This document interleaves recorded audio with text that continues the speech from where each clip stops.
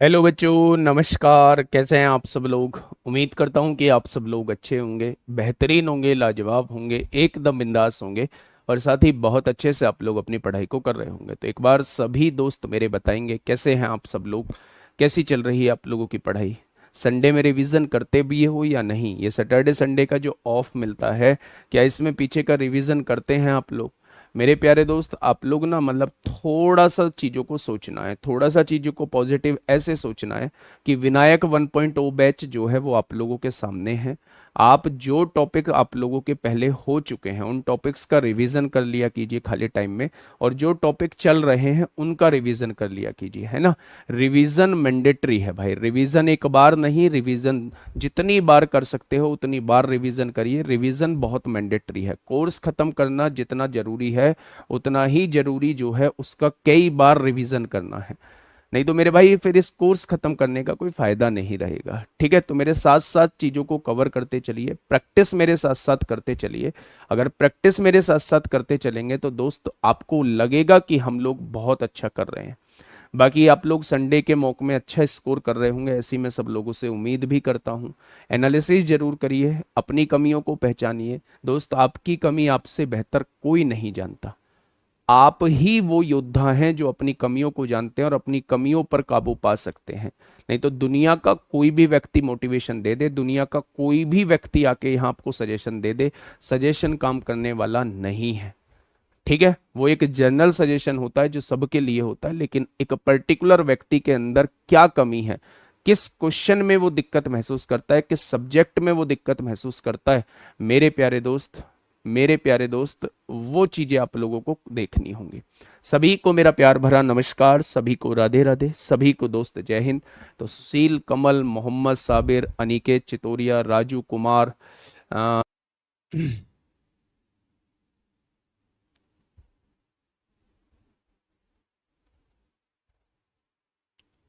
नहीं फंसेगा क्लास, है ना। नहीं फंसेगा, वो थोड़ी सी हम लोगों से ही मिस्टेक हो गई थी।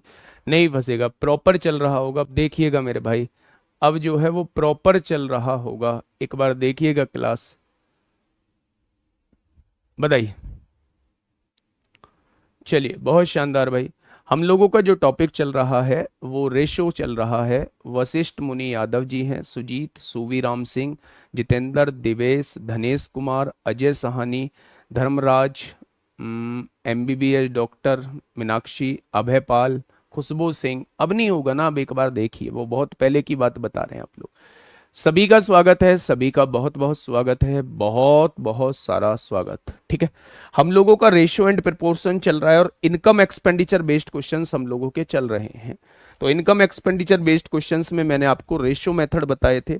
फटाफट से क्वेश्चन करने लग जाइए मेरे प्यारे दोस्त, फटाफट से क्वेश्चन करने लग जाइए। सभी को गुड मॉर्निंग, सभी को मेरा प्यार भरा नमस्कार, सभी को राधे राधे, सभी को बहुत सारा प्यार, बहुत सारा आशीर्वाद। और मेरे भाई, अब मैंने सबके कमेंट ले लिए हैं, अब आप आइए मुद्दे पर आइए और क्वेश्चंस को सॉल्व करिए। ठीक है, देखिए, दो व्यक्तियों की आय का अनुपात आप लोगों को दिया हुआ है। दो व्यक्तियों की मासिक आय जो है वो 4:5 के अनुपात में है। बहुत बढ़िया जी। उनका खर्च जो है वो 7:9 के अनुपात में है। बहुत बढ़िया। प्रत्येक व्यक्ति 50 रुपए प्रति माह बचाता है। हर एक व्यक्ति जो है, दोनों व्यक्ति, प्रत्येक व्यक्ति 50 रुपए प्रति माह बचाता है। तो उनकी मासिक आय कितनी है वो आपसे ये पूछ रहा है। मैं इसके दो तरीके बताऊंगा, उन दोनों तरीके को समझना जरूर, है ना। अगर मैं दो व्यक्ति मानूं भाई साहब, ए और बी दो व्यक्ति हैं, और मैं इनकी इनकम का रेशो आप लोगों से पूछता हूं, तो इनकी इनकम का रेशो दिया हुआ है 4:5।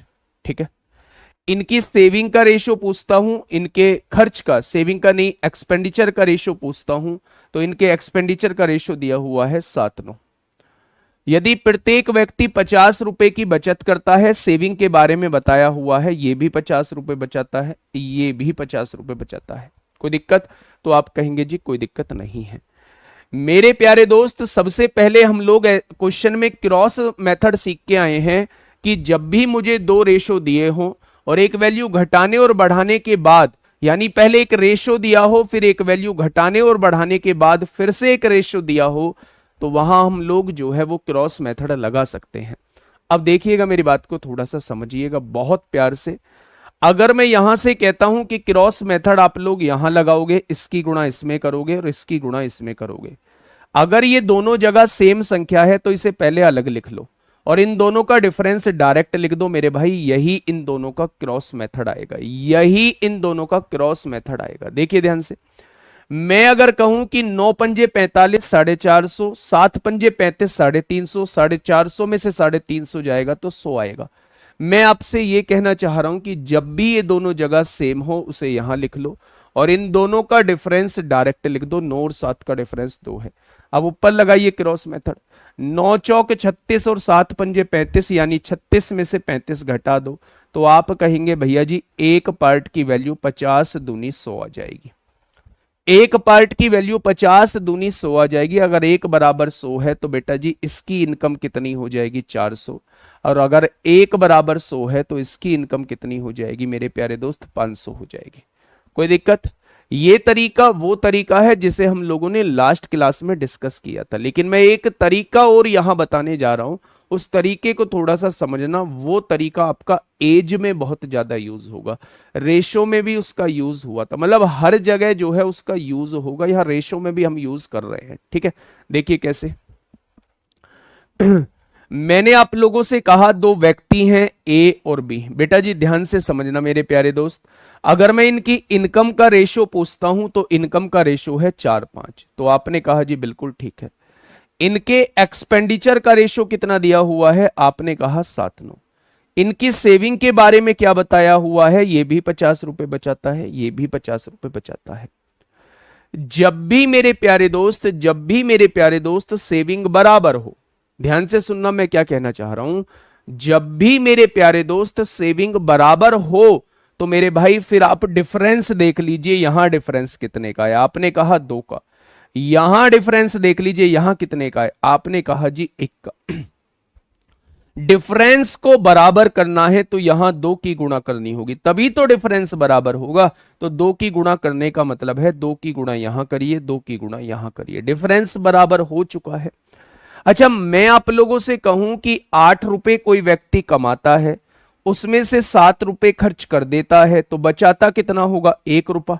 क्या 1 की वैल्यू 50 दी हुई है? आपने कहा जी बिल्कुल दी हुई है। अगर 1 बराबर 50 तो 8 बराबर कितना हो जाएगा? 400 हो जाएगा।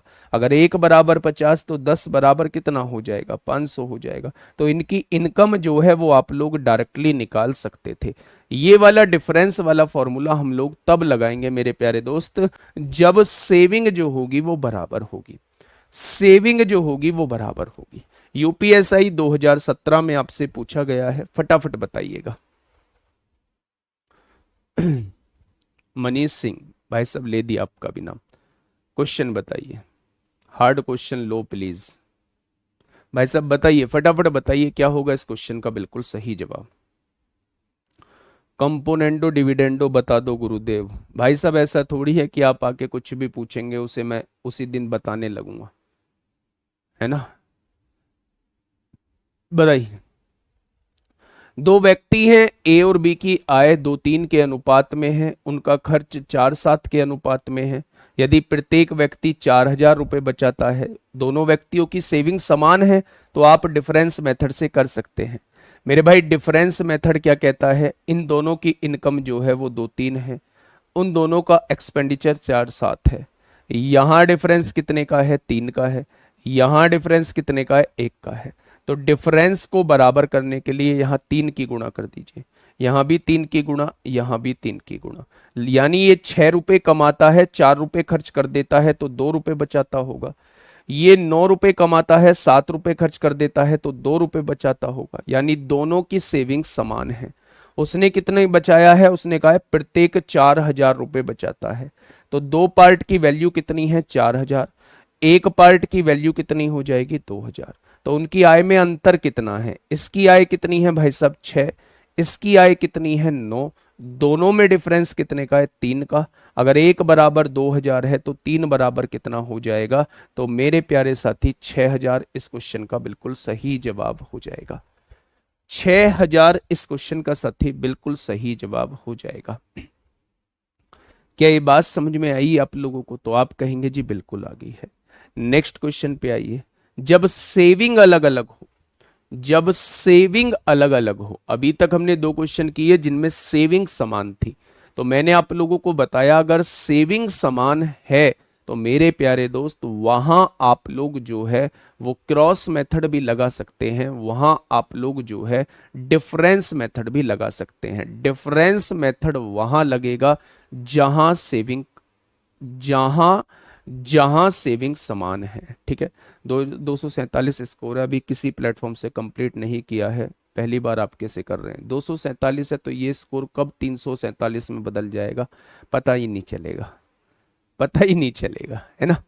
तो मेरे भाई स्कोर बढ़ेगा। अभी तो बिना बिना तैयारी के मेरे प्यारे दोस्त ये इतना आ रहा है। अब लगातार क्लास लीजिए, अब स्कोर बढ़ने लगेगा। सीमा और दर्शन की आय का अनुपात जो है मेरे भाई, दो व्यक्ति हैं, एक सीमा है एक दर्शन है, दोनों की इनकम का रेशो कितना दिया हुआ है, आपने कहा 7-8। वे क्रम से 15,000 और 9,000 की बचत करते हैं। सेविंग कितनी है, इसकी 15,000 है और इसकी मेरे भाई 9,000 है। इसकी कितनी है, 9,000 है। उनके खर्च का अनुपात दिया हुआ है, इनके खर्च का अनुपात 11:16 दिया हुआ है। तो सीमा और दर्शन का कुल कुल खर्च कितना, सॉरी बताइए, फटाफट बताइए। उसने पूछा है सीमा और दर्शन का कुल खर्च कितना है। अच्छा, कितने बच्चे ये सोच रहे हैं कि 16 और 11 27 होता है, 27 का मल्टीपल यानी 9 का मल्टीपल होगा और 9 का मल्टीपल 63,000 है। 5 और 2 7 और 1 8 4 12 6 18, 9 का मल्टीपल ये भी है। तो इन दोनों में से ही कोई आंसर होगा, इन दोनों में ही कोई आंसर होगा। फटाफट बताइए। पूजा पटेल गुड़िया ले दिया नाम, और बताइए। मुझे पता है अब लाइन लगा दोगे तुम, हमारा भी नाम लो, हमारा भी नाम लो, हमारा भी नाम लो। चलिए आ जाओ। नाम मेरे लेने से कुछ थोड़ी ना होगा, नाम दुनिया लेगी जब मजा आएगा, है ना। और दुनिया कब लेगी नाम, जब ऐसा काम करोगे जो दुनिया नाम ले, है ना। और ऐसा नाम कब होगा, ऐसा नाम तब होगा जब इस कंधे पर जो है वो स्टार लगेंगे, स्टार सजेंगे। दुनिया ही नाम नहीं लेंगी, जिसकी सहायता करोगे, जहां चौकी में रहोगे, जिस जगह रहोगे, वहां हर कोई नाम लेगा कि भाई साहब इस नाम का कोई इंसान था, अमन नाम का कोई इंसान था, अमित गिरी कोई नाम का इंसान था, शिवम सिंह नाम का कोई इंसान था, विशाल मौर्य नाम का कोई इंसान था, वंदना कुमारी नाम की कोई मतलब लड़की थी या कोई बहन थी या कोई बेटी थी, है ना। इस तरीके से नाम लिए जाएंगे। ठीक है, देखिए मेरे भाई, जब सेविंग समान नहीं है तो सबसे पहला तरीका होता है कि यहां आप लोग जो है, यहां आप लोग क्रॉस मेथड लगा दो। क्रॉस मेथड क्या कहता है, क्रॉस मेथड ये कहता है कि इसकी गुणा इसमें करो। 1,000 तो कॉमन आ जाएगा दोनों में से, यहां भी 1,000 है यहां भी। अच्छा एक काम करिए, 3,000 कॉमन ले लीजिए। यहां 3,000 आपने कॉमन ले लिया, 3,000 से काटेंगे कितनी बार कटेगा, 5 बार। 3,000 से काटेंगे कितनी बार कटेगा, 3 बार। 3,000 से काट दिया 5 बार, 3,000 से काट दिया 3 बार। ठीक है, अब क्रॉस लगाइए। 16 पंजे कितना हो गया, 80 हो गया। और यहां देखेंगे 11 तिया कितना हो गया, 33 हो गया, हो जाएगा। ऊपर लगाइए क्रॉस। 16 सत्ते कितना हो गया, 112 हो गया। और 11 अट्ठे कितना हो गया, 88 हो गया। तो आप कहेंगे 12 में से 8 गया 4, 10 में 24 यहां बचेगा और यहां बचेगा 3,000 मल्टीप्लाई में 80 में से 33 जाएगा तो 47 बचेगा। 47 बचेगा मेरे भाई, बचेगा क्या, तो आप कहेंगे जी बिल्कुल बचेगा। अच्छा मुझे ये बताइए, 24 गुणा में है, इधर आके भाग में हो जाएगा। तो क्या ये बात समझ में आ गई। क्या आप एक पार्ट की वैल्यू निकाल सकते हैं, या फिर एक काम करिएगा, अगर एक बराबर इतना है तो टोटल इनकम कितनी आ जाएगी, 15 बराबर निकाल दीजिए फटाफट। 15 बराबर निकाल दीजिए कितना होगा, 15 बराबर निकाल दीजिए कितना होगा, फटाफट 15 बराबर निकाल दीजिए। तो आपने कहा जी 12 दूनी 24 होगा, 12 पंजे 60 होगा, 0 हो गया। 12 दूनी 24 होगा, 2 से काटोगे 2 एकम 2, 2 दूनी 4 और 2 पंजे 10, 0 आ जाएगा। 1250 इंटू 47 इंटू 15 आ जाएगा। ठीक है मेरे भाई, अगर ये टोटल इनकम आ चुकी है तो टोटल इनकम में से मेरे प्यारे दोस्त आप लोगों को क्या घटा देना है, टोटल सेविंग को घटा देना है। 15 और 9 24,000 को घटा दो। अगर टोटल सेविंग को घटा दोगे तो टोटल खर्चा आप लोगों के पास आ जाएगा। टोटल खर्चा जो है वो आप लोगों के पास आ जाएगा। मैं ये कह रहा हूं कि टोटल टोटल अर्निंग में से, टोटल इनकम में से टोटल सेविंग को आप लोग घटा दोगे तो टोटल खर्चा आप लोगों के सामने आ जाएगा। टोटल खर्चा आप लोगों के सामने आ जाएगा। तो यहां से क्वेश्चन को सॉल्व कर लीजिए। थोड़ी सी कैलकुलेशन जरूर है, लेकिन भाई सब सॉल्व तो करनी पड़ेगी, सॉल्व तो करनी पड़ेगी। अच्छा, यूनिट डिजिटल सम लगा सकते हैं? आपने कहा लगाओ ना। 5 और 2 7 और 1 कितना हो जाएगा? 8 हो जाएगा। 7 4 11, 11 को 2 हो जाएगा, और 5 और 1 6 हो जाएगा। 8 दूनी 16, चिक्का 96, 96 का 6 होता है, माइनस 4 और 2 6 हो जाएगा। ऐसा लेना है या तो यूनिट डिजिट 0 आए या फिर 9 आए। 8 और 6 14 नहीं है, 6 और 4 10 नहीं है, यहां भी बैठेगा यहां भी बैठेगा मेरे भाई। अब यूनिट डिजिट के कॉन्सेप्ट से भी कर सकते हैं। यहां यूनिट डिजिट 5 आएगा और 5 में से 0 जाएगा, पीछे 5 वाला आंसर आएगा, option number C. Option number C. Direct भी निकाल लेंगे, थोड़ी सी कैलकुलेशन है मेरे प्यारे दोस्त, डायरेक्ट भी आप लोग कर लेंगे। देखो, पहला तरीका तो ये हो गया कि आप यूनिट डिजिट के कॉन्सेप्ट से कर सकते हैं, इसमें तो कोई दिक्कत नहीं होगी। मैं डायरेक्ट आपके वाला भी समझाऊंगा, भी थोड़ा सा वेट करो, लेकिन मेरे भाई थोड़ा सा नया सीखने की कोशिश किया करो। 11 + 16 डायरेक्ट नहीं कर सकते हैं, आपको इनकम का रेशो निकाल के उसमें से सेविंग घटानी पड़ेगी, तब ये बाद का रेशो दिया हुआ है। बाद का रेशो दिया हुआ है, अगर ये शुरुआत का रेशो होता तो डायरेक्ट आप लोग यहां से जो है वो खर्चा निकाल सकते थे। ठीक है, मेरी बात को थोड़ा सा समझिए, मैं कहना क्या चाह रहा हूं। मैं ये कहना चाह रहा हूं, आपने कैसे किया होगा मैं आपकी भी बात बता देता हूं। ये कैलकुलेशन थोड़ी सी पड़ रही है, लेकिन यूनिट डिजिट के कॉन्सेप्ट से आप लोग डायरेक्ट कर सकते हैं। ठीक है, आपके मन में ये आ रहा होगा कि इनकम का रेशो लिख देते हैं भैया जी, इनकम का रेशो 7-8 दिया हुआ है। मैंने कहा ठीक है लिख दीजिए। आपने कहा भैया जी सेविंग भी दी हुई है, इसकी 15,000 दी हुई है और इसकी जो है वो 9,000 दी हुई है, बहुत सही। और यहां पे अगर एक्सपेंडिचर की बात करता हूं तो एक्सपेंडिचर जो है वो कितना दिया हुआ है, खर्चा जो है वो 11-16 दिया हुआ है। आप एक चीज कर रहे होंगे, आप इसमें क्रॉस मेथड ऐसे लगा रहे होंगे, डायरेक्ट इसकी गुणा इसमें कर रहे होंगे, 99,000 लिखेंगे। डायरेक्ट इसकी गुणा इसमें कर रहे होंगे, जो भी आएगा 16 पंजे 80, 2,40,000 लिखेंगे। 2,40,000 में से 99,000 जब आप घटाएंगे तो 1,41,000 का गैप आ जाएगा। 1,41,000 का गैप आ जाएगा, आपने ऐसे किया होगा। फिर आपने 16 सत्ते 112, 11 अट्ठे 88, तो मेरे भाई 24 आपने यहां लिखा होगा। तो एक पार्ट की वैल्यू निकाली होगी, तो एक पार्ट की वैल्यू जो है वो इतनी आ गई होगी। ठीक है मेरे भाई, अगर टोटल इनकम मैं आपसे पूछूं यानी 15 पार्ट की वैल्यू कितनी आएगी, इतनी आ जाएगी। और अगर इसमें से मैं टोटल सेविंग को घटा दूं, 24,000 घटा दूं, 24,000 घटा दूं, तो मेरे प्यारे दोस्त आपके सामने डायरेक्ट जो है दोनों का खर्चा आ जाएगा। ठीक है, डायरेक्ट डायरेक्ट क्या आ जाएगा, डायरेक्ट दोनों का खर्चा आ जाएगा। तो मेरे प्यारे दोस्त या तो आप इससे कर सकते हैं या आप इससे कर सकते हैं। आप काट लीजिए ना, यहां से काटना चाहते हैं काट लीजिए। 3 पंजे 15 होगा, 3 अट्ठे 24 होगा, 8 एकम 8 होगा, 6 बचेगा, 8 सत्ते 56 होगा, 5 बचेगा, 8 छिंग 48 होगा, 2 बचेगा, 8 दूनी 16 होगा, 4 बचेगा, 8 पंजे 40 हो जाएगा, और 5 पंजे 25। यूनिट डिजिट 5 है, 5 में से 0 जाएगा, यूनिट डिजिट पे 5 आएगा। एक ही ऑप्शन है, option number C. Option number C. ठीक है, बहुत बढ़िया। हाँ, 1 यूनिट का बेटा वही तो निकाला है, 1 यूनिट का मान निकाल लिया, फिर 15 यूनिट टोटल इनकम निकाल ली। अब टोटल इनकम में से टोटल सेविंग को घटा दूंगा तो टोटल एक्सपेंडिचर आ जाएगा। ठीक है, मेरी बात समझ में आ गई? तो मेरे प्यारे दोस्त यहां ऐसे भी कर सकते हैं, और यहां से इसे छोटा करने के लिए 3,000 कॉमन भी ले सकते हैं। 3,000 कॉमन लेंगे तो यहां 5 आ जाएगा, 3,000 कॉमन लेंगे तो यहां 3 आ जाएगा। अब जो है वो मेरे प्यारे दोस्त यहां लगा दीजिए, 11 तिया 33, 16 पंजे 80। ठीक है, तो 80 में से 33 चला जाएगा। ऐसे ही क्वेश्चन को सॉल्व कर लेंगे। पूरी कैलकुलेशन करने की जरूरत नहीं है। 24,000 कैसे आया है? ये 24,000 मेरे भाई ये दोनों की सेविंग है ना, कमाए हुए पैसे में से। टोटल कमाया हुआ पैसा इतना है दोनों के द्वारा, टोटल दोनों के द्वारा बचाया हुआ पैसा 24,000 है। अगर कमाए हुए पैसे में से बचाया हुआ पैसे को घटा देंगे तो ये टोटल खर्चा आपके सामने आ जाएगा।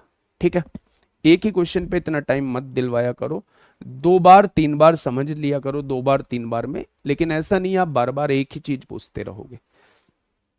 बताइए बेटा, नीचे बराबर इसलिए नहीं करेंगे अमन क्योंकि सेविंग अलग अलग है, हम डिफरेंस वाले फॉर्मूले से नहीं करेंगे। 123 में पूछ रहे हैं, 123 में क्या है? नीचे बराबर क्यों करेंगे? नीचे तो 3 का गैप है, ऊपर 1 का गैप है, तो हम बराबर करने के लिए ऊपर ही तो 3 की गुणा करेंगे। 3 एकम 3 बराबर होगी डिफरेंस, तो 3 की गुणा यहां, 3 की गुणा यहां, तभी तो डिफरेंस बराबर होगा। आइए मेरे भाई इस क्वेश्चन का जवाब दीजिए, फटाफट बताइए क्या होगा इस क्वेश्चन का बिल्कुल सही जवाब। बेटा जी, इनकम में से एक्सपेंडिचर घटाओगे तो सेविंग आती है। मान लो आपने 20 रुपए कमाए, उसमें से 3 रुपए खर्च कर दिए, तो बचाए कितने? 17। यानी इनकम में से आपने खर्चे को घटा दिया तो सेविंग आ गई। अब 20 रुपए आपने कमाए हैं और 17 रुपए आपने खर्च कर दिए, तो मेरे भाई इनकम में से एक्सपेंडिचर को घटा दो तो सेविंग आ जाएगी 3 रुपए, इसलिए घटाते हैं। सोनम कुमारी फटाफट बताइए क्या होगा इस क्वेश्चन का बिल्कुल सही जवाब। देखिए मेरे पास फर्जी क्वेश्चंस देने का समय नहीं है, मैं ऑलरेडी बहुत धीमा चीजों को लेके चल रहा हूं, बस केवल आपकी वजह से। और अगर आप लोग ये सोचते हैं कि भाई साहब नहीं, आप अपनी स्पीड से कराइए, हमें मतलब नहीं है कुछ भी, तो वो भी हो जाएगा। लेकिन बीच में ऐसे फर्जी क्वेश्चन से डिस्टर्ब मत करिए। जिनको समझना है वो जाके दोबारा समझ लेना, 10 बार समझना, वीडियो आपके पास रहेगी। एक्स और वाई का अनुपात 2:3 दिया हुआ है। एक्स और वाई दो इंसान हैं, इनकी इनकम का रेशो कितना दिया हुआ है? इनकी इनकम का रेशो जो है वो 2:3 आप लोगों को दिया हुआ है। उनके खर्चों का अनुपात, एक्सपेंडिचर जो है वो 4-5 आप लोगों को दिया हुआ है। यदि एक्स और वाई क्रमशः, एक्स और वाई की सेविंग जो दी हुई है वो कितनी है? ये 5,000 रुपए बचाता है एक्स, और ये 17,500 रुपए बचाता है। तो आप लोगों से एक्स की आय पूछी है, यानी इसकी वैल्यू वो पूछना चाह रहा है। तो मेरे प्यारे दोस्त, जब सेविंग अलग अलग दी हुई है तो क्रॉस मल्टीप्लाई लगा दो ना। क्रॉस मल्टीप्लाई में मैंने आप लोगों को यह बताया था कि आप चाहे कुछ भी रेशो लेके भी कर सकते हैं। रेशो कैसे लेंगे? आप 500 कॉमन ले सकते हैं। 500 कॉमन लेने का मतलब क्या है? 500 जब कॉमन लेंगे, इन दोनों की बात कर रहा हूं, 500 जब कॉमन लेंगे तो ये कितना हो जाएगा? 10 हो जाएगा। 500 जब कॉमन लेंगे, 2 जीरो से 2 जीरो कट जाएंगे, 5 पंजे 25, 5 तिया 15 होगा, 5 तिया 15 होगा, और 2 बचेगा, 5 पंजे 25। आपने इसमें से भी 500 कॉमन ले दिया, इसमें से भी 500 कॉमन ले दिया। 500 से काटा 10 बार कट गया, 500 से काटा 35 बार कट गया। अब जो है वो मेरे भाई यहां आप लोग क्रॉस मेथड लगा दीजिए। 35 चौक 140 हो गया, 10 पंजे 50, 140 में से 50 जाएगा, 90 बचेगा, काम खत्म हो गया। 2 की गुणा 5 में करी 10 आएगा, 4 की गुणा 3 में करी 12 आएगा, और 12 में से 10 घटाओगे तो 2 आएगा, और 2 से ये कितनी बार कटेगा? 2 से ये 45 बार कटेगा। तो मेरे भाई एक की वैल्यू कितनी आ जाएगी? 45 पंजे 225 होते हैं, यानी एक की वैल्यू 22,500 आएगी। तो वो 2 की वैल्यू आपसे पूछना चाह रहा है, आंसर 45,000 आ जाएगा। आंसर 45,000 आ जाएगा इस क्वेश्चन का। तो आप इन्हें छोटा करके भी कर सकते हैं। आप कहोगे जी हम तो नहीं करेंगे छोटा, मत करो छोटा, मत करो छोटा बच्चे, आप लोग मत करो। ऐसे भी डायरेक्ट क्रॉस मेथड से क्वेश्चन को सॉल्व कर सकते हैं। ठीक है, चलिए इस क्वेश्चन को थोड़ा सा समझने की कोशिश करिए। इनकम एक्सपेंडिचर के वैरायटी के क्वेश्चन आपके सामने रखे हैं, बहुत रंग बिरंगे क्वेश्चन वो यहां इस टॉपिक से पूछता है, थोड़ा सा समझना इस टॉपिक को। ए और बी के आय का अनुपात आप लोगों को दिया हुआ है। ए और बी की इनकम का रेशो आप लोगों को दिया हुआ है, कितना? 5-7 दिया हुआ है। ये इनकम का रेशो आप लोगों को दिया हुआ है। ए और बी क्रम से 4,000 रुपए और 5,000 रुपए की बचत करते हैं। सेविंग जो दी है इसकी 4,000 दी है, और इसकी जो सेविंग दी है वो 5,000 आप लोगों को दी हुई है। यदि ए का खर्च बी के खर्च के 66 सही 2/3% के बराबर है, क्या इसकी फ्रैक्शन 2/3 होती है? 66 सही 2/3% की फ्रैक्शन 2/3 होती है। क्योंकि मैंने आपको अभी परसेंटेज नहीं पढ़ाया है, इसलिए मैं आपको बता देता हूं क्यों होती है। 66 की गुणा 3 में करोगे 198 आएगा, और उसमें 2 जोड़ दोगे, यानी ये जो परसेंटेज लिखी हुई है, ये परसेंटेज लिखी हुई है, इस परसेंटेज को हटाना चाहते हो तो 100 से डिवाइड करोगे, 100 से डिवाइड करोगे तो इसकी जो फ्रैक्शन आएगी वो 2/3 आएगी। अब क्वेश्चन ने कहा है ए का खर्चा बी के खर्चे का 2/3 है। बी के खर्चे के 2/3 का मतलब अगर बी का खर्चा 3 है तो ए का खर्चा कितना हो जाएगा? इसका 2/3 यानी 2 हो जाएगा। अब आपसे ए और बी की कुल आय पूछिए, यानी आंसर 12 का मल्टीपल होगा। कुल आय का मतलब आंसर 12 का मल्टीपल होगा। ये भी 12 का मल्टीपल है, ये भी 12 का मल्टीपल है, ये भी 12 का मल्टीपल है, ये भी 12 का मल्टीपल है। आप यहां से जो है वो डायरेक्ट आप क्या कर सकते हैं? क्रॉस लगा सकते हैं। दोनों में से 1,000 कॉमन ले लीजिए, 1,000 से काटा 4 बार, 1,000 से काटा 5 बार। अब आप क्रॉस मेथड लगा दीजिए, 5 दूनी 10, 4 तिया 12, 12 में से 10 जाएगा 2 बचेगा, 5 तिया 15, 7 दूनी 14, 15 में से 14 गया 1 बचेगा। क्या एक पार्ट की वैल्यू 2,000 आ चुकी है? अब आपसे पूछा क्या गया है? 5 और 7 12 पार्ट की वैल्यू वो आपसे पूछ रहा है, तो आंसर कितना हो जाएगा? 24,000 हो जाएगा।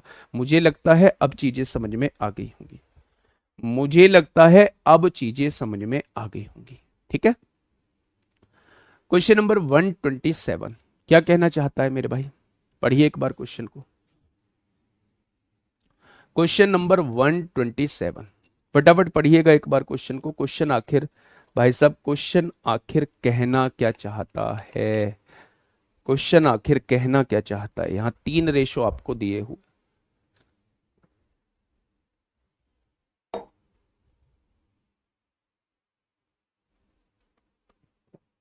बताइए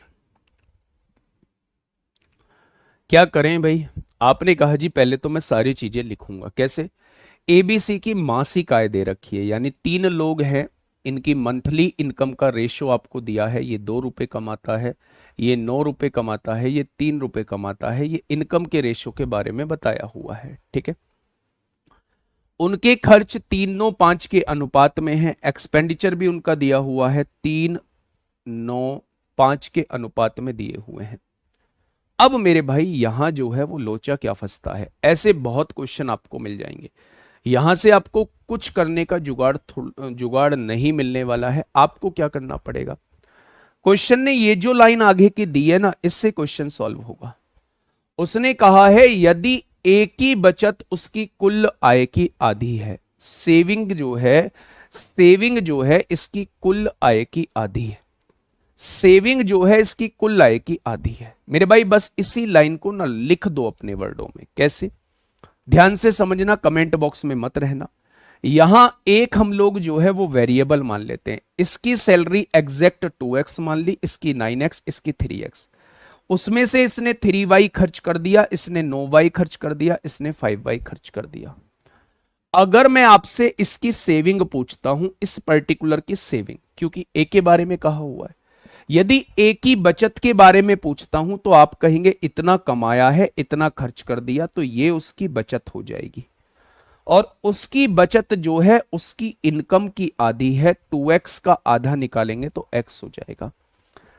x प्लस है, इधर आके माइनस, 2x में से x जाएगा, x बचेगा, उधर पहुंचेगा, ये 3y हो जाएगा।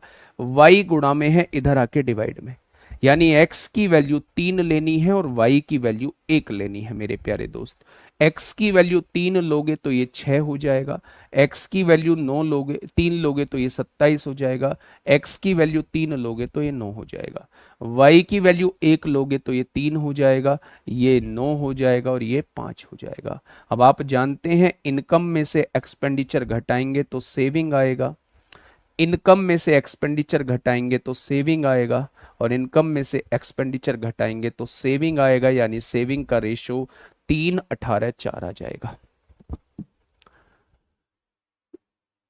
3:18:4 आ जाएगा। ठीक है सर, एक्स ना बताओ, होता नहीं हमसे, छोड़ दो, छोड़ दो, क्या कर सकते हैं। आप तो कल को ये कह दोगे सर मैथ को मत आने दो यूपीएसआई में, हमसे होता नहीं है, तो वहां मैथ छूट जाएगा क्या। हमसे मूल विधि होती नहीं है, मूल विधि छूट जाएगी क्या, मूल विधि को रखेंगे नहीं वो लोग। जो चीज नहीं आती है उसे सीखो। जहां तक मेरे भाई ये आप लोगों के अंदर ना, मैं छोटी बात नहीं, मैं बहुत मतलब कड़वी सच्चाई आप लोगों के सामने बोल रहा हूँ, ये एक्स को लेकर जो आपके अंदर डर भरा है ना लोगों ने, वो बड़ा खतरनाक डर है।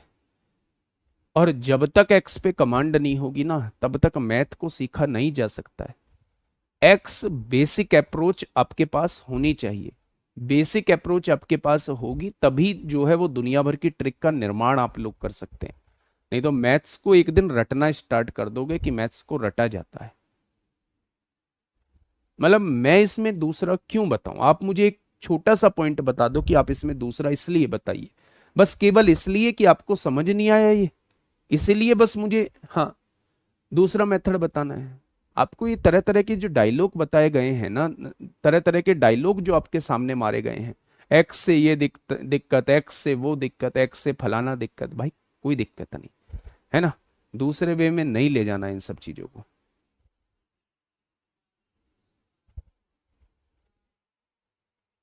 आइए मेरी बात को थोड़ा सा समझिए, मेरी बात को थोड़ा सा समझिए, मैंने कुछ रखा ही नहीं है ऑप्शन में, मैंने कुछ रखा ही नहीं है ऑप्शन में। मैं आपके मन में कहीं भी ये नहीं आया कि इनकम इसकी 2 रुपए है तो ये खर्चा कैसे 3 रुपए कर रहा है, ऊपर वाले में कुछ ना कुछ गुणा होगी। इसने 9 रुपए कमाया है, 9 खर्च कर देगा तो 0 रुपए बचत आएगी। 3 रुपए कमाने में से 5 रुपए खर्चा कैसे कर देगा, कुछ ना कुछ तो एग्जैक्ट वैल्यू माननी पड़ेगी ना मेरे भाई। एग्जैक्ट वैल्यू मानने के लिए ही ये लाइन दी होती है, ये वाली लाइन। तो आपको क्या करना होगा, आपको करना होगा इसकी इनकम 2x, जब x की इसमें गुणा कर दी तो इसके हर एलिमेंट के साथ x की गुणा करनी पड़ेगी। इसका खर्चा टोटल 3y, y की गुणा यहां कर दी तो हर एलिमेंट के साथ y की गुणा करनी पड़ेगी। अगर इनकम में से एक्सपेंडिचर को घटाते हो तो सेविंग आती है, और उसने कहा है सेविंग जो है इसकी आधी है, इसका आधा करेंगे तो ये x हो जाएगा खाली। ठीक है, 2x में से x जाएगा, x बचेगा, ये -3y है उधर जाके +3y हो जाएगा, और x अपॉन वाई की वैल्यू 3/1 मत रखो, x की जगह 3 की मल्टीप्लाई कर दो, y की जगह 1 की रख दो मेरे भाई। x की जगह 3 रखा, ये 6 आ गया, ये 27, ये 9, y की जगह 1 रखा, ये आ गया। अब बिल्कुल सही है, इनकम में से एक्सपेंडिचर घटा दो, सेविंग आ गई। इनकम में से एक्सपेंडिचर घटा दो, सेविंग आ गई। इनकम में से एक्सपेंडिचर घटा दो, सेविंग आ गई। इसकी जगह सर ए मान लिया करो, मतलब क्यों, क्यों मान लू मैं ए, नहीं मानूंगा भाई साहब, मैं तो एक्स मानूंगा। अब बताइए क्या दिक्कत है इसमें, अब बताइए क्या दिक्कत है। इस सोच को बदलो मेरे भाई। आप एक जगह संभालने जा रहे हो, आप एक चौकी का प्रभारी बनने जा रहे हो, आप एक थाने के एसएचओ बनने जा रहे हो। बनोगे तो सही, ऐसा नहीं है डायरेक्ट बनोगे, बनोगे तो सही। तो आपको बहुत कुछ चीजों को संभालना है, अपनी मतलब दूसरों की चीजों पर, अपनों पर, अपने पर लागू मत करो। एक्स नहीं मानेंगे भाई, एक्स की जगह ए मान लो। क्यों मान लू मैं ए एक्स की जगह, मैं तो नहीं मानता एक्स की जगह ए। आप लिख लीजिए अपनी कॉपी में एक्स की जगह ए। ये समझदारी की बात किया करिए थोड़ा सा, आप बहुत समझदार इंसान हैं। आइए, एबीसी की आय का अनुपात 679 है। तीनों की आय का अनुपात लिखिए, तीनों की आय का अनुपात लिखिए 679 है। इनकम का रेशो दिया हुआ है, इनके खर्च का अनुपात दिया हुआ है, एक्सपेंडिचर का रेशो 5, 6, 8 दिया हुआ है। भाई साहब मैं नहीं करूंगा यहां कुछ भी। अगर उसने एक ही बचत 3,000 रुपए दी हुई है, एक ही बचत 3,000 रुपए दी है, तो मुझे यहां एक्स और वाई मानने की जरूरत ही नहीं है। तो आप कहेंगे जी इसमें आपको कैसे पता पड़ा एक्स और वाई मानने की जरूरत नहीं है। मैं बताता हूं ना क्यों, कैसे पता पड़ा। अगर मैं आप लोगों से ये कहूं कि ये इनकम 6 रुपए है और ये 5 रुपए खर्च कर देता है, तो क्या 1 रुपया बचाता होगा? आपने कहा बिल्कुल बचाता होगा। ये इनकम 7 रुपए है, ये 6 रुपए खर्च कर देता है, तो क्या ये भी 1 रुपया बचाता होगा? बिल्कुल बचाता होगा। इनकम 9 रुपए है, ये 8 रुपए खर्च कर देता है, तो क्या ये 1 रुपया बचाता होगा? बिल्कुल 1 रुपया बचाता होगा। और उसने कहा है यदि एक की बचत 3,000 रुपए है, एक की बचत 3,000 रुपए है, तो उसने क्या एक की वैल्यू 3,000 दी है? एक की वैल्यू 3,000 दी है। तो उसने पूछा है बी और सी की आय का योग बताएं, यानी वो आपसे 9 और 7 16 की वैल्यू पूछना चाह रहा है। 9 और 7 16 की वैल्यू, दोनों की आय का योग पूछना चाह रहा है। यानी ये वैल्यू हर जगह लग सकती है जब सेविंग बराबर दी हुई है। तो 1 बराबर 3,000, तो 16 बराबर कितना हो जाएगा? 48,000 हो जाएगा, 48,000 हो जाएगा। ठीक है, बहुत बढ़िया, बहुत शानदार। नेक्स्ट क्वेश्चन, आइए मेरे प्यारे दोस्त यहां क्वेश्चन नंबर 129, क्या कहना चाह रहा है? क्वेश्चन नंबर 129, देखिए डिफरेंट डिफरेंट टाइप के क्वेश्चंस प्यारे दोस्त बनते हैं, है ना। आप मेरे भावी दरोगा हैं, आप लोग वो इंसान हैं कि अगर मैं कहीं जाता आप लोगों को मिलूंगा तो वो आप नजर बचा लेंगे। आप लोग वो इंसान हैं जी, नजर बचा लेंगे, हम आपसे आके मिलेंगे। मिलना भी चाहिए, बहुत लोग 9500 भर्ती वाले नजर बचाते हुए देखते हैं। ऐसा कोई दरोगा नहीं है जो जानता ना हो, लेकिन फिर भी मेरे भाई नजर बचाते हैं। नजर बचानी भी चाहिए भाई, 2 स्टार इधर है 2 स्टार इधर है, वो छोटे मोटे आदमी थोड़ी ना है, दरोगा हैं, चीजों को संभाल रहे हैं, वो क्यों ही नजर मिलाएंगे या वो क्यों ही मिलेंगे। तो मैं कह रहा हूं कि इंसानियत को जिंदा रखना है, अपने अंदर ह्यूमैनिटी बरकरार रखनी है। आप दरोगा की जगह चाहे वहां डीजीपी बन जाना, लेकिन मेरे भाई उस इंसानियत को अपने अंदर हमेशा जिंदा रखना जो होनी चाहिए। ह्यूमैनिटी आपके अंदर होनी चाहिए, है ना। मिलनसार आप लोग जैसे आज हो वैसा होना चाहिए। कभी अपने जीवन में, अपने व्यवहार में कभी भी बदलाव मत लाना बस। अगर आप बदलाव नहीं लाए तो आप चीजों को पाने के असली हकदार थे। लेकिन अगर आप अपने अंदर उस जॉब की वजह से बदलाव ले आए तो मेरे भाई फिर आपको ये चीजें जो हैं वो बस आप इसीलिए हासिल करना चाहते थे कि दूसरों पे चीजों को थोपा जा सके। ठीक है, देखिए ए तथा बी की आय 5:3 के अनुपात में है। ये दो लोग हैं ए तथा बी, इनकम का रेशियो दिया हुआ है 5:3। इनकम का रेशियो कितना दिया हुआ है? 5:3 दिया हुआ है। ठीक है, अगर सेविंग बराबर ना होती, बेटा सेविंग बराबर ना होती तो निकाल ही नहीं पाते। फिर एक्स और वाई में इसको एक्स मानना पड़ता, इसको वाई मानना पड़ता, फिर हम कैसे निकाल पाते? 6x माइनस 5y को हमें 3,000 के बराबर लिखना पड़ता। नहीं, अगर उसने एग्जैक्ट वैल्यू दी है कि बचत इतनी है तो फिर सेविंग वो बराबर ही देगा, फिर वो सेविंग बराबर ही देगा। अगर उसने इस फॉर्मेट में क्वेश्चन दिया होता कि एक ही बचत जो है वो एक ही इनकम की दुगनी, एक ही इनकम की 3/4 है, एक ही इनकम की 1/3 है, तो उस केस में हम एक्स और वाई मान के क्वेश्चन को कर रहे होते, जैसा इससे पहले वाला किया है। ठीक है, देखिए क्या कहना चाह रहा है क्वेश्चन। ए तथा बी की आय 5:3 के अनुपात में है, आपने लिख दिया। ए बी सी के खर्चे, मेरे भाई एक सी और है, इनके खर्चे एक्सपेंडिचर के बारे में बताया हुआ है। एक्सपेंडिचर जो है वो 852 है, ऐसा कहा हुआ है। ठीक, यदि सी 2,000 रुपए खर्च करता है, अब आप ध्यान से देखना मेरे भाई, सी 2,000 रुपए खर्च करता है, सी यहां कितने खर्च कर रहा है? 2 रुपए, यानी 2 की वैल्यू उसने 2,000 दी हुई है। सी 2,000 रुपए खर्च करता है, यानी सी 2 की वैल्यू उसने 2,000 दी हुई है, तो एक की वैल्यू कितनी हो जाएगी? 1,000। अगर मैं इसे 2,000 मानता हूं तो एक की वैल्यू 1,000 है, तो इसमें भी 1,000 की गुणा हो जाएगी, इसमें भी 1,000 की गुणा हो जाएगी। रेशियो के हर एक एलिमेंट के साथ जो है वो 1,000 की गुणा हो जाएगी। अगर ये 2,000 खर्च करता है तो ये 5,000 खर्च करता होगा, ये 8,000 खर्च करता होगा, तभी तो रेशियो 8:5:2 रहेगा। आइएगा, बी जो है वो 700 रुपए बचाता है। अब आप मुझे ये बताइएगा, सेविंग अगर 700 रुपए है, मतलब 5,000 खर्च करने के बाद, 5,000 खर्च करने के बाद 700 रुपए बचाए हैं, तो क्या मेरे प्यारे दोस्त 5700 रुपए कमाए होंगे? 5700 में से 5000 जाएंगे तो 700 रुपए बचेंगे।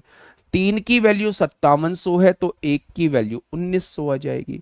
अगर 1 की वैल्यू 1900 है तो 5 की वैल्यू 9500 आ जाएगी। अब मेरे प्यारे दोस्त उसने पूछा है ए की बचत कितनी है, तो 9500 में से 8000 खर्च कर दिए तो ए ने कितने बचा लिए? 1500 बचा लिए। अब आपके दिमाग में ये आएगा जी अगर वो सी की इनकम पूछता, पता ही नहीं है सी की इनकम के बारे में, कुछ कहा ही नहीं है उसने, न सी की इनकम के बारे में कहा है, न सी की सेविंग के बारे में कहा है। एक तो देना चाहिए था। अगर वो सेविंग भी दे देता तो मैं इनकम निकाल देता, खर्चा और सेविंग को जोड़ के इनकम के बराबर लिख देता। ठीक है, तो इनकम जो है वो सी की वो कभी नहीं बात करेगा। अगर 1 बराबर 1900 है तो 5 बराबर 9500 आ जाएगा। ठीक है मेरे भाई, एक बराबर 1900 है तो 5 बराबर 9500। इनकम में से एक्सपेंडिचर घटा देंगे तो ए का बचत कितनी आ जाएगी? ए की बचत 1500 आ जाएगी। ए की बचत जो है वो 1500 आ जाएगी। ठीक है, बहुत बढ़िया। आइए देखिए, इस क्वेश्चन में फिर से वही करना पड़ेगा। समझिएगा, क्वेश्चन में वैरायटी के इसीलिए लाया हूं कि आप कंफ्यूज ना हो, आप कंफ्यूज ना हो। है इनकम एक्सपेंडिचर बेस्ड क्वेश्चन ही, लेकिन भाई साहब अलग अलग वैरायटी के क्वेश्चन है। सुनिएगा थोड़ा सा ध्यान से। 5700 कैसे आया? ये 5700 बेटा, इसकी एक्सपेंडिचर कितना दिया हुआ था? 5000। बी की बचत कितनी दी हुई है? 700। अगर आप 5000 रुपए खर्च कर चुके हो, 700 रुपए बचा लिए हो, तो आपने कमाए कितने होंगे? सच बताना, आपको कमाई पता पड़ी या नहीं? जब मैंने ऐसे एग्जाम्पल दिया ना तो आपके समझ में सब कुछ आ गया जी। 5000 और 700, हमने 5700 ही तो कमाए होंगे। आइए, एक व्यक्ति 128 का इनकम का योग पूछ रहा है तो 16000 होगा ना? प्लीज बताइए कंफ्यूजन। 128 में बी और सी की आय का योग 9 और 7 16 की वैल्यू पूछना चाह रहा है। अगर 1 बराबर 3000 है तो 16 बराबर कितना होगा? 48000 हो जाएगा। ठीक है, क्या ये बात समझ में आई? आइएगा क्वेश्चन नंबर 130, फटाफट बताइए। देखिए क्या कहना चाह रहा है। एक व्यक्ति की खर्च और बचत 4:3 के अनुपात में है। खर्च कितना है? एक्सपेंडिचर और सेविंग, इन दोनों का रेशो दिया हुआ है 4:3। उसकी बचत उसकी आय के 1/5 के बराबर बढ़ जाती है। अच्छा एक बात बताइए, अगर आपने 4 रुपए कहीं खर्च किया है, अगर आपने 4 रुपए कहीं खर्च किया है और उसमें से 4 रुपए खर्च किया है, 3 रुपए बचाए हैं, तो मेरे भाई आपने जो है वो कितने रुपए कमाया होगा? तो आप कहेंगे मैंने 7 रुपए कमाया होगा। अगर मेरी बचत, व्यय और बचत का अनुपात दिया हुआ है 4:3 दिया हुआ है, व्यय कितना है, खर्चा कितना है, 4 रुपए है, और बचत कितनी है, 3 रुपए दी हुई है, तो दोनों को मिला के क्या मेरी इनकम हो जाएगी? तो आपने कहा बिल्कुल आपकी इनकम हो जाएगी। उसने कहा उसकी बचत उसकी आय के 1/5 के बराबर बढ़ जाती है। उसकी आय के 1/5 के बराबर बढ़ जाती है। आय का 1/5 निकालना, 7 का 1/5 निकालिए मेरे भाई, तो आप कहेंगे जी उसकी इनकम जो है वो 1.4 बढ़ गई। अगर उसकी इनकम 1.4 बढ़ गई तो वो उसकी सेविंग जो है 1.4 बढ़ गई, तो 4.4 हो गई होगी। अब उसने क्या कहा है, और आय जो है वो समान रहती है। आय पहले भी 7 थी, आय अब भी 7 है। अगर आपने 7 रुपए कमाए हैं जिसमें से 4.4 आपने बचा लिए, तो क्या 2.8 रुपए आपने खर्च कर दिए होंगे? भाई 7 में से 4.4 जाएगा तो 2.6 ही तो बचने वाला है। 2.6 रुपए आपने खर्च कर दिए होंगे। अब क्वेश्चन क्या कहना चाह रहा है? क्वेश्चन ये कहना चाह रहा है, क्वेश्चन ये कहना चाह रहा है उसके खर्च और बचत का रेशो बताइए, वो दोनों का रेशो पूछना चाह रहा है। तो बेहद आसान क्वेश्चन है, 13/22 इस क्वेश्चन का जवाब हो जाएगा। Option number C is the correct answer. Option number C इस क्वेश्चन का बिल्कुल सही जवाब हो जाएगा। मेरे भाई, मेरे गुड्डा, मेरे दोस्त, मेरे साथी, मैं बस आपसे ये कहना चाह रहा हूं कि उसने एक्सपेंडिचर और सेविंग का रेशो दिया हुआ है। एक्सपेंडिचर 4 दिया हुआ है, सेविंग 3 दी हुई है। क्या दोनों को मिला के इनकम जो है वो 7 हो जाएगी? उसने कहा है वो अपनी सेविंग जो है अपनी इनकम की 1/5 जो है 1/5 बढ़ा देता है। तो अपनी इनकम का 1/5 बढ़ा दिया, यानी 1.4 बढ़ा दी। पहले इनकम 30 थी, अब इनकम 1.4 बढ़ गई, तो मेरे प्यारे दोस्त अब इनकम जो है 4.4 हो गई होगी। उस अब सेविंग 4.4 हो गई होगी। उसने कहा इनकम पहले जितनी ही है, तो अगर अब इतने रुपए कमा रहा है, उसमें से इतने रुपए बचा रहा है, तो इसमें से इसे घटा देंगे तो क्या इतने रुपए खर्च कर रहा होगा। बस उसने वही पूछा है कि एक्सपेंडिचर और सेविंग का रेशियो बताइए। एक्सपेंडिचर और सेविंग का मेरे भाई रेशियो बताइए। क्या ये बात समझ में आई? तो आपने कहा जी बिल्कुल आ गई। ये CHSL 2022 में आपसे पूछा गया है, बढ़िया क्वेश्चन है। CHSL 2022 में मेरे प्यारे साथी आपसे पूछा गया है, बढ़िया क्वेश्चन है। एक बार देखिएगा, थोड़ा सा ध्यान से समझिएगा क्या कहना चाह रहा है। सर मैं एक जीरो लगाकर किया हूं, कोई दिक्कत नहीं है, जीरो लगाकर कर लीजिए। भैया जीरो लगाकर नहीं आ रहा है 130 में प्लस, बेटा जीरो लगा के आ जाएगा, जीरो लगा के आ जाएगा मेरे प्यारे दोस्त। क्यों नहीं आएगा जीरो लगा के? आप 10 जीरो लगाओ, 20 जीरो लगाओ, कोई फर्क थोड़ी ना पड़ेगा। रेशो नहीं बदलना चाहिए। जीरो नहीं, आप किसी की गुणा भी कर दो, जीरो किसी की गुणा भी कर दोगे तो भी आंसर वही आएगा मेरे भाई। ठीक है, देखिए ए और बी की आय का अनुपात आप लोगों को दिया हुआ है। ये दो व्यक्ति हैं ए और बी, इनकी इनकम का रेशो आप लोगों को दिया हुआ है। इनकम का रेशो 4:3 आप लोगों को दिया हुआ है। ए का खर्च उसकी आय का 5/12 है। ए का खर्च जो है उसकी आय का 5/12 है। इसका 5/12 निकालेंगे। जब 4 का 5/12 निकालेंगे, 5/12 निकालेंगे, तो आप कहेंगे इसका खर्च जो है वो 5/3 आ जाएगा, आ जाएगा। आगे का है बी का खर्च उसकी आय का 7/15 है, उसकी आय 3 है, इसका 7/15 निकालेंगे तो आप कहेंगे जी इसका खर्च जो है वो 7/5 आ जाएगा। ये वैल्यू थोड़ी सी अटपटी सी लग रही है, वैल्यू थोड़ी सी अटपटी सी लग रही है। मैंने क्या कहा, 3 और 5 का एलसीएम 15 होता है। 15 की गुणा यहां कर देता हूं, 15 की गुणा यहां कर देता हूं, 15 की गुणा यहां होगी, 15 की गुणा यहां होगी। अगर आप 15 की गुणा नहीं करना चाहते हैं, इसी से क्वेश्चन को सॉल्व करना चाहते हैं, तो इसी से भी हो जाएगा।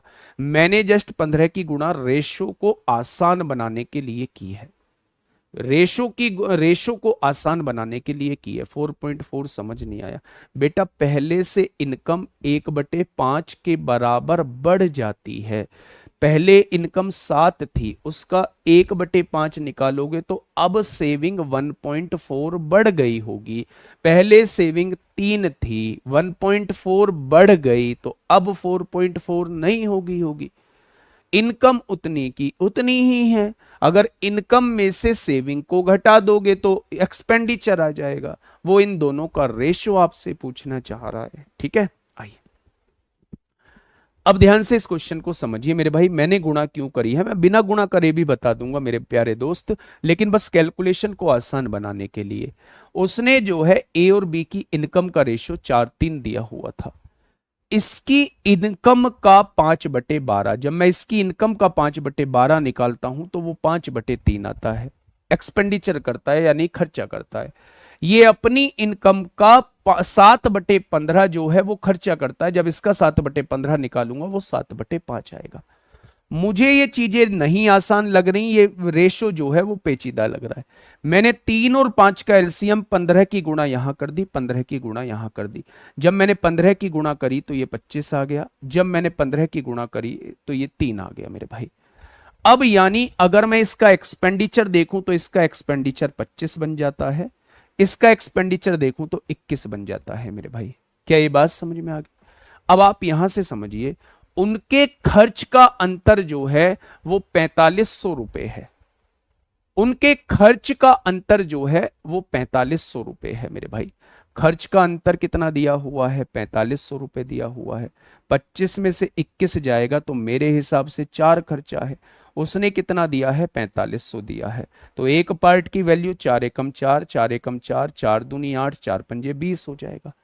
एक पार्ट की वैल्यू इतनी हो जाएगी। तो उसने कहा है बी की आय ज्ञात कीजिए, यानी वो 45 पार्ट की वैल्यू पूछना चाह रहा है। वो 45 पार्ट की वैल्यू पूछना चाह रहा है। आंसर 9 का मल्टीपल आएगा मेरे भाई। यूनिट डिजिट तो सब में ही 5 है। आंसर 9 का मल्टीपल आएगा। 5 और 2 7 6 13 4 17 17 और 9 26, ये नहीं होगा। 5 2 7 6 13 13 और 8 21 4 25, ये नहीं होगा। 5 2 7 6 13 1 14 5 19, ये नहीं होगा। 6 5 11 2 13 5 18, ये हो जाएगा ऑप्शन नंबर डी। अब आप कहोगे जी मैं तो मल्टीप्लाई करने का मेरे तो दिमाग में नहीं आएगा। नहीं आएगा तो मत आने दो। कौन सा हार थोड़ी ना जाओगे तुम किसी से, जीतना तुमको फिर भी है मेरे भाई। जीतना तुमको फिर भी है। जिस तरीके से पेन चलाओगे उसी तरीके से जीतोगे मेरे भाई। इनकम का रेशो दिया हुआ है 4:3, ध्यान से समझना। इनकम का रेशो दिया हुआ है 4:3। अब उसने कहा एक का खर्च उसकी आय का 5/12 है। इसका 5/12 निकालता हूं तो 5/3 आ जाएगा। 4 का 5/12 निकालोगे, 4 का 5/12 निकालोगे तो इसका खर्चा 5/3 आ जाएगा। अगर मैं यहां से बी का खर्चा उसकी आय का 7/15, इसका 7/15 निकालोगे, 7/15 निकालोगे मेरे प्यारे दोस्त, तो आप कहेंगे इसका खर्चा 7/5 आ जाएगा। आपके गुणा करना आपके दिमाग में नहीं आया। नहीं आया तो मत आने दो। उसने कहा है इनके खर्चों का अंतर, यानी इनके खर्चों का अंतर, यानी आपको दोनों का अंतर निकालना पड़ेगा। 5 और 3 का एलसीएम 15 होता है मेरे भाई। 3 पंजे 15, 5 पंजे 25 होगा। 5 तिया 15, 7 तिया 21 होगा। यानी आपके हिसाब से इनके खर्चों का अंतर 4/15 आ जाएगा। अब उसने क्या कहा है? उसने कहा है भैया जी 4500 दिया हुआ है। तो आपने कहा जी 4 एकम 4, 4 एकम 4, 4 दूनी 8, 4 पंजे 20। ये डिवाइड में 15, इधर आके मल्टीप्लाई में 1 की वैल्यू इतनी आ चुकी है। तो वो आपसे 3 की वैल्यू पूछना चाह रहा। वो आपसे 3 की वैल्यू पूछना चाह रहा। वो आपसे 3 की वैल्यू पूछना चाह रहा है। फिर भी 1125 गुणा 45 आंसर आ गया, 1125 गुणा 45। लेकिन मैं आपसे ये कह रहा हूं कि इतना भी मत करो। क्यों नहीं करें जी इतना? ना तो ये मेथड लगाओ ना वो मेथड मत लगाओ। फिर क्या करें? छोड़ दें क्वेश्चन को? नहीं, छोड़ना नहीं है। जब आपको दिख गया कि बी की इनकम का रेशो 4:3 दिया हुआ है, ए और बी की इनकम का रेशो 4:3 दिया हुआ है, तो मेरे भाई क्या ये बी की इनकम 3 का मल्टीपल होगी? 3 का मल्टीपल देखिए, 6 कट जाएगा, 9 कट जाएगा, 4 2 6 कट जाएगा, 3 का मल्टीपल नहीं है। 8 4 12, 3 का मल्टीपल है। 5 2 7, 3 का मल्टीपल नहीं है।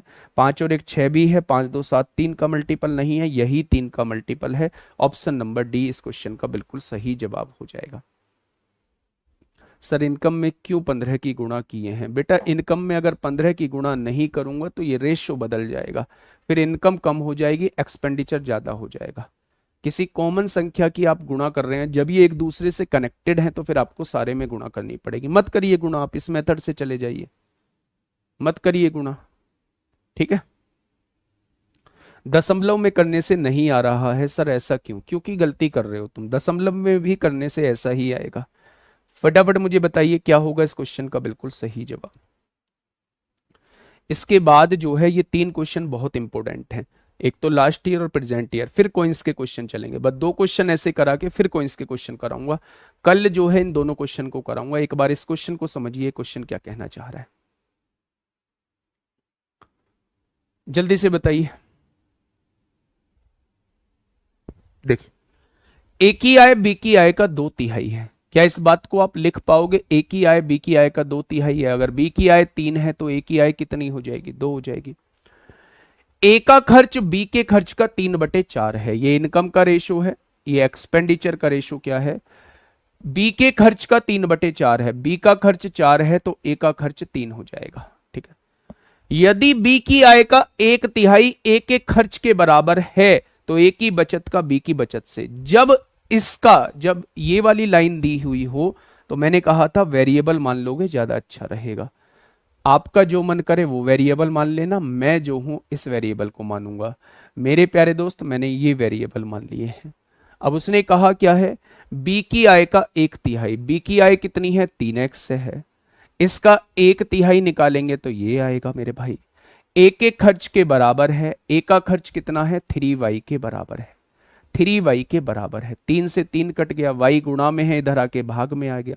तो मेरे भाई x की जगह 3 रख लो, y की जगह 1 रख लो।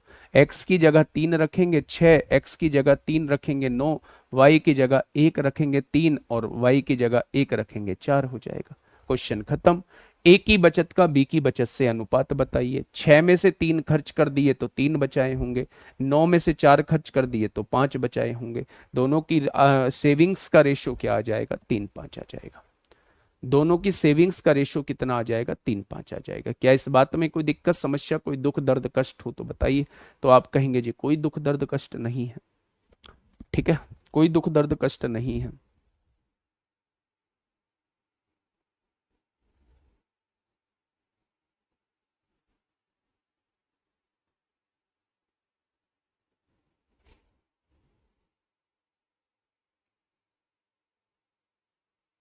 ठीक है भाई, चले नेक्स्ट। अब है ये क्वेश्चन आप लोगों के सामने, ये क्वेश्चन, और समय बचा हुआ है, समय बचा हुआ है मेरे भाई 4 मिनट। ठीक है, मेरी बात को थोड़ा सा ध्यान से समझना। इसके अगला क्वेश्चन मैं आपको फिर होमवर्क में देने वाला हूं, ध्यान से सुनिएगा। पिछले वर्ष में ए और बी की आय का अनुपात जो है वो 4:3 था। दो लोग हैं ए और बी, और इनकी लास्ट ईयर की इनकम का रेशो दिया हुआ है। बेटा ध्यान से समझना, सच बता रहा हूं, सामने मोबाइल रख देना, कमेंट बॉक्स पे मेरे भाई हाथ चला ना जाए। सर माइंड में क्लिक कैसे करेगा कि एक्स वाई मानना है? वो लैंग्वेज बताइए ना। जब उसकी इनकम का कुछ बटे उसकी इनकम के बराबर है, या उसकी आय का कुछ बटे जो उसकी सेविंग्स का कुछ बटे जो है उसकी इनकम के बराबर है, उसकी इनकम का कुछ बटे जो है इसके एक्सपेंडिचर के बराबर है, ऐसी लैंग्वेज में हमें मानना होता है। या आप ऐसे नहीं कर सकते यार, 2 रुपए कमा के 3 रुपए कैसे बचा लेगा, ओ 2 रुपए कमा के 3 रुपए खर्च कैसे कर देगा, 3 रुपए बचा के 3 रुपए कमा के 4 रुपए कैसे खर्च कर देगा? तो आपको वेरिएबल मानना पड़ेगा, तभी आप सेविंग्स निकाल पाओगे। चोर पुलिस वाले क्वेश्चन करवा दीजिए। जी जी बिल्कुल, चोर पुलिस वाले क्वेश्चन कराऊंगा अभी, है ना, चोर पुलिस वाले क्वेश्चन कराऊंगा। और जो ये आगे के सिक्के वाले क्वेश्चन है टाइम एंड डिस्टेंस में कराऊंगा, समय तथा दूरी में कराऊंगा। आप टेंशन मत लीजिए, टेंशन मत लीजिए बच्चे। देखिए ध्यान से सुनिएगा मेरे भाई, लास्ट ईयर ए और बी की आय का अनुपात कितना दिया हुआ है? आपसे 4:3 दिया हुआ है। पिछले वर्ष और वर्तमान वर्ष में उनकी व्यक्तिगत आय, यानी लास्ट ईयर और प्रेजेंट ईयर में इनकी व्यक्तिगत आय, इसकी व्यक्तिगत आय का रेशो 3-4 है, और इसकी व्यक्तिगत आय का रेशो 5-6 है। यदि वर्तमान वर्ष में उनकी कुल आय इतनी है तो पिछले वर्ष में ए की आय और वर्तमान वर्ष में बी की आय का योग ज्ञात करें। ये आपसे पूछा है, बहुत बहुत इंपॉर्टेंट क्वेश्चन है, बहुत इंपॉर्टेंट क्वेश्चन है। थोड़ा सा ध्यान से समझना, मेरी बात को थोड़ा सा समझना, है ना। देखिए आप मुझे ये बताइए, लास्ट ईयर इसकी इनकम कितनी थी? आपने कहा 4। लास्ट ईयर इसकी इनकम यहां कितनी दिखा रहा है? 3। ये अलग कैसे हो सकती है? दोनों ही लास्ट ईयर की इनकम है तो ये बराबर होनी चाहिए थी। यहां लास्ट ईयर की इनकम 3 है, यहां लास्ट ईयर की इनकम 5 है। जब ये दोनों ही लास्ट ईयर की इनकम है तो ये बराबर होनी चाहिए थी। मैं इसकी बात नहीं कर रहा हूं प्रेजेंट ईयर। तो इन्हें बराबर करने के लिए 3 और 5 का एलसीएम 15 होता है। 15 की गुणा यहां करिए, रेशो में 15 की गुणा करनी पड़ेगी, तभी ये रेशो 4:3 का रहेगा। अगर ये 15 चौका 60 इसकी लास्ट ईयर की इनकम है, इसे 60 बनाने के लिए 20 की गुणा करिए। इस रेशो को सेम रखना है तो 20 की गुणा नीचे करनी पड़ेगी। अगर इसकी लास्ट ईयर की इनकम 45 है तो इसे 45 बनाने के लिए 9 की गुणा करिए, रेशो को सेम रखने के लिए 9 की गुणा यहां भी करनी पड़ेगी। अब आप देखिए, 15 चौका 60, 15 तिया 45, 60 और 45 का रेशो निकालोगे 4:3 आएगा। यहां भी लास्ट ईयर की इनकम 60 है, यहां भी लास्ट ईयर की इनकम 60 है, यहां भी लास्ट ईयर की इनकम 45 है, यहां भी 45 है, सब कुछ सेम हो चुका है। अब उसने कहा है वर्तमान वर्ष में उनकी कुल आय, ये 80 रुपए कमाता है, ये 54 रुपए कमाता है, तो 134 रुपए दोनों मिलकर कमाएंगे। 80 और 54 कितने हो जाएगा? वर्तमान वर्ष तो ये है, 20 चौक 80 रुपए ये कमाएगा, और 9 छिक्का 54 कमाएगा बच्चे। ठीक है, तो 80 और 54 कितने होते हैं? 134, और उसने दिए कितने हैं? 24.12 लाख। तो एक पार्ट की वैल्यू कितनी हो जाएगी? 24.12 बटे 134 हो जाएगा। अब क्वेश्चन ने आपसे पूछा क्या है? एक ही आय और वर्तमान वर्ष में, पिछले वर्ष में एक ही आय, पिछले वर्ष में एक ही आय 60 है, बहुत बढ़िया, और वर्तमान वर्ष में बी की आय, वर्तमान वर्ष में बी की आय 54 है, बहुत बढ़िया। तो दोनों का योग पूछ रहा है, यानी वो 114 की वैल्यू पूछना चाह रहा है, वो 114 की वैल्यू पूछना चाह रहा है। अगर एक की वैल्यू इतनी है, एक की वैल्यू इतनी है, तो मेरे भाई 114 की वैल्यू, ये आपके क्वेश्चन का जवाब हो जाएगा। मेन जो कॉन्सेप्ट था इसमें, मेन कॉन्सेप्ट ये था कि आपको इनको बराबर करना है। इनके एलसीएम से गुणा ऊपर कर दो। ये 60 बन चुकी है, इसे 60 बनाने के लिए 20 की गुणा कर दो। ये 45 बन चुकी है, इसे 45 बनाने के लिए 9 की गुणा कर दो। वर्तमान वर्ष में दोनों की इनकम 134 हो जाएगी। उसने इतनी दी है, एक बराबर इतना हो जाएगा। तो लास्ट ईयर ए की इनकम और वर्तमान वर्ष में इसकी इनकम का योग पूछ रहा है। तो 60 और 54 114 की वैल्यू आपसे पूछ रहा है। क्या ये बात समझ में आ गई आप लोगों को? तो आप कहेंगे जी ये बात समझ में आ गई है। ठीक है, तो आज के लिए इतना ही है मेरे भाई। ये क्वेश्चन आपके लिए होमवर्क है। कल मिलेंगे दोस्त एक शानदार क्लास के साथ। माधव कुमार, अगर मतलब कैसे बात हो सकती है आपसे, है ना? क्योंकि समझाना मेरा फर्ज है, समझा दूंगा तो मुझे भी अच्छा लगेगा। गलत दिशा में जाओगे, मानना ना मानना आपके हाथ में है। ठीक है, तो मेरे भाई सही दिशा में हम लोग चल रहे हैं, बस मैं इतना कहना चाहूंगा। और बहुत अच्छे से एक्सपीरियंस है। बाद में पछताओगे, बाद में रोने के अलावा कुछ नहीं रहेगा, इतना ही कहूंगा। Okay, tata bye bye.